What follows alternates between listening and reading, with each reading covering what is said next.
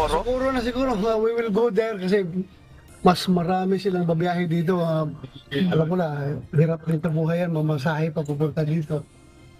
Plano ni Senator Ronald Bato de la Rosa na mismong sa Socorro, Surigao del Norte sa gawa ang ikalawang pagdinig kaugnay ng mga alegasyon ng pang-aabuso sa Socorro Bayanihan Services Incorporated o SBSI na sinasabing kulto na pinamumunuan ni Jayren Scalario o mas kilala bilang Senyor Aguila. Anya, posibleng sa susunod na linggo itutuloy ang investigasyon batay sa mapag-uusapan nila ni Senate Deputy Minority Leader Risa Hontiveros. Ang magkasamang komite ni na Senators de la Rosa at Hontiveros na Senate Committees on Public Order and Dangerous Drugs at Women, Children, Family Relations and Gender Equality ang dumidinig sa issue.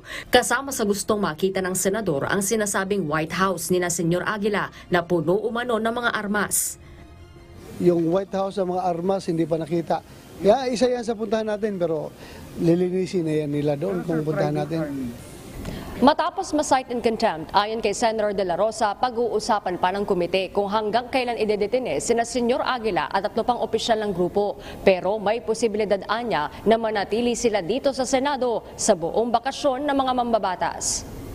Naka-session break ang Senado at Kamara simula September 30 hanggang November 5, 2023. Magbabalik sesyon ang mga mambabatas sa November 6, 2023. Pag maghihirin sa siguro, kung kinakailangan namin ang presensya nila, isasama namin sila. Pero kung hindi, maiwan sila dyan. Matapos ang unang pagdinig, kumbinsido sa ngayon si Senator De La Rosa na nagkaroon ng paglabag sa karapatan ng mga bata. Posible rin anyang may ibang personalidad na kumokontrol kay Senyor Aguila. Harleen Delgado, UNTV News and Rescue. Diyos ang aming sandigan, serbisyo publiko ang aming pinahahalagahan.